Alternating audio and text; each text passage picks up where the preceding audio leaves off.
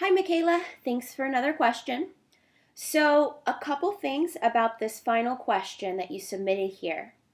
The first thing is, I notice we have the limit as x goes to 0.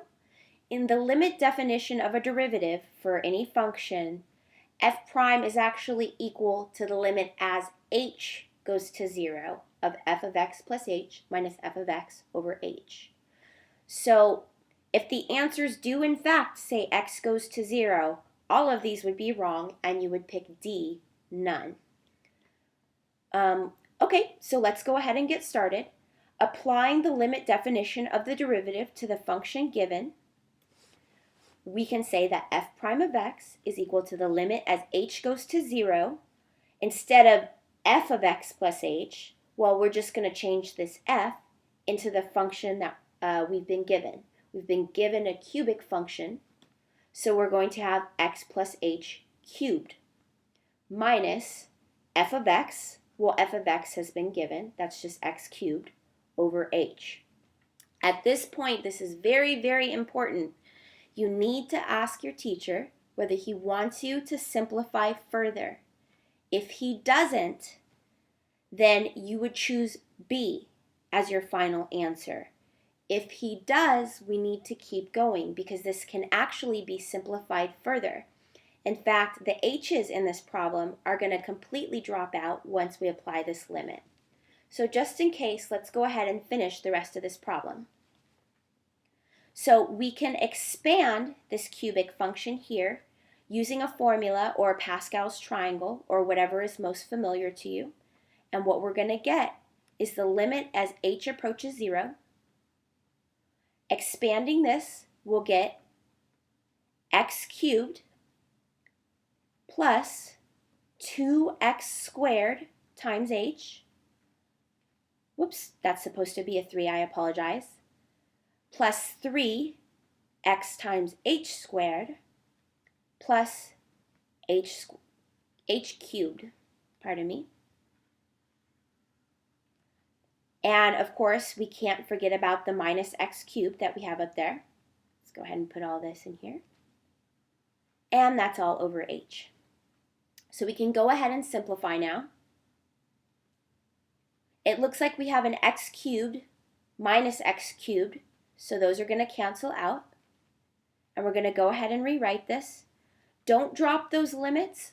Teachers do take off points for that, or at least mine did. And what we're left with on the top is 3x squared times h plus 3x times h squared plus h cubed over h.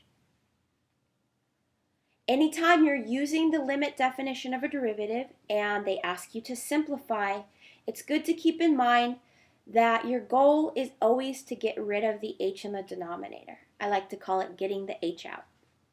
So we got to get rid of that, and usually we'll be able to get rid of that by factoring out an h in the numerator, which we can indeed do at this point.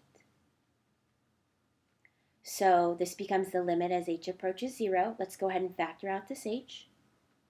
And we're left with 3x squared as our first term plus 3x times h as our second term plus h squared as our third term, and that's all over h.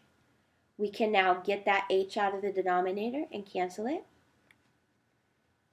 And we are left with the limit as h goes to 0 of 3x squared plus 3xh plus h squared.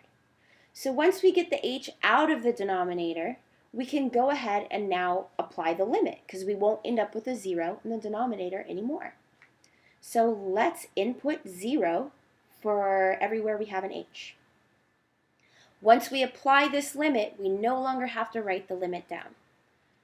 So this is actually equal to 3x squared, no h in that first term, plus 3x, we have an h, which is now a 0 since we're applying the limit, plus 0 squared. Well, those are just going to go to 0, of course. And what we're left with is 3x squared. We can double check this if we want, which we should, by applying the exponent rule. So if we were applying the exponent rule, we would just pull a 3 down, so we would get a 3 in front, and we would drop the exponent by 1. So what we would end up would indeed be 3x squared. So thanks again for your question, Michaela, and I look forward to answering more of your questions using SnapMath in the future.